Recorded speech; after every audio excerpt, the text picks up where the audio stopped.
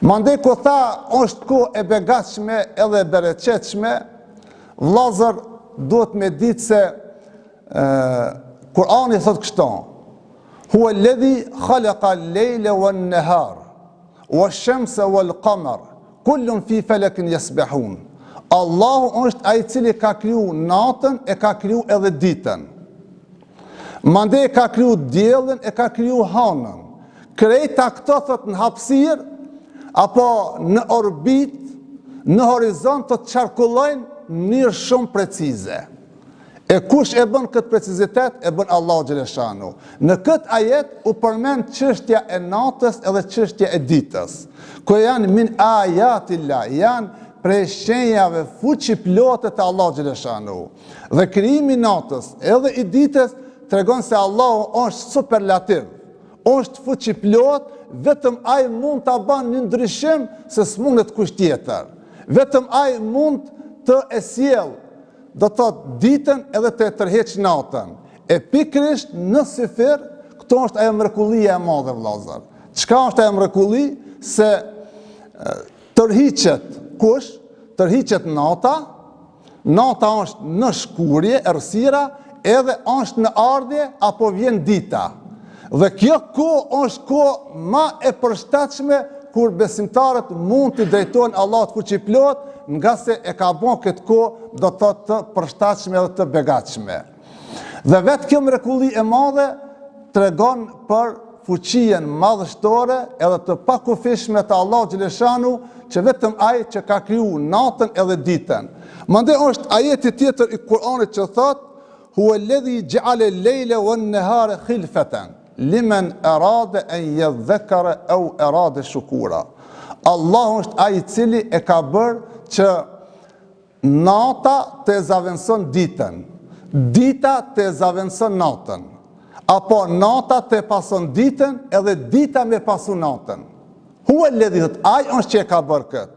Se s'ka kush që mundet me bën një gjë të tillë, me ta kriju natën, me ta kriju ditën në mënyrë precize, me ardh nata, me kalu nata, me shku, me ardh dita, me trashëgu apo me pasu natën, limen erada an yadhakkara. Thot, kjo është një moment shumë madhështor për atë i cili don me meditue, për ata i cili don me mendue, për ata i cili don me lut Allahut.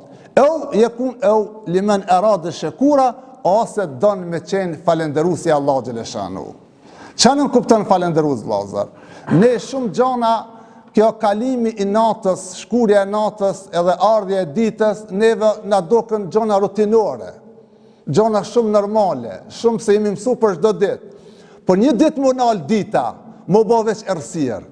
Çdo sen del për sistemit, çdo sen e humb atë funksionalitetin e vet, çdo sen e humb moshijen e vet. Edhe njerëzit humben metin, do të thotë sikur se ai zogin kafaz, nuk di kam ja majt. Vetëm herë me ndodh. Po kjo për çdo ditë shkon në mënyrë sistematike, në mënyrë më të rregullt, në mënyrë më të mirë, po ne nuk jemi falënderues. Andaj thot, limen erade shukura, ju djeni falënderues që Allahu po ja tërheq errësirën edhe po ja sjell ditën dhe dita në ardhje krijon gjallëri, krijon punë, krijon lëvizje, krijon vizita, krijon gjallëri, gjithçka krijon dita, se pa ditë ne jemi të vdekur. Andaj në shembull thjesht të falënderimi i Allahut për këto gjëra, shembull ne e thithmi oksigjenin për çdo ditë vëllazër. Edhe fare nuk na shkon mendja me thonë, çfarë çështje apo çfarë elementi kimik ne e marrmi, edhe është gratis krejt, e thithmi edhe jetojmë, edhe punojmë, edhe lëvizmi. Po një moment me të mungu oksigjeni, të çka je i vdekur. Tregohet në rast pandemisë ka pas shumë raste, ku njerëzit kur kanë shkut mi pagujt faturat e oksigjenit, do të thotë janë trondit. Shembull, 24 orë që ka mbajt oksigjenin, spitalin privat, i ka kushtu dikon 1200 euro. Dikujt edhe ma tepër. E tash sot kur ja sollën një plakut, një vit më shumë, ja sollën faturën me pagujt, 1200 euro se ka thith oksigjen, 24 orë, ki tha i shkun lot. Nuk i shkun lot që s'kishte me pagujt, po i shkun lot, tha unë që 78 vetë marë frim lirisht, edhe marë oksigjen, e kur Allahu Gjeleshanu se kum pagujt, edhe kur se jam kon falenderus, e këto për 24 orë që po tip kanë oksigjen, po të shtikan me pagujt ata pages të majme. Që qënë e vllazër, ne me do gjonat që janë rutinore jemi mësu, mirë po pak me meditue, limen erada i dhekera, aj që donë me meditu, aj që donë me mendu, të janë gjonat forte dhe të fuqishme.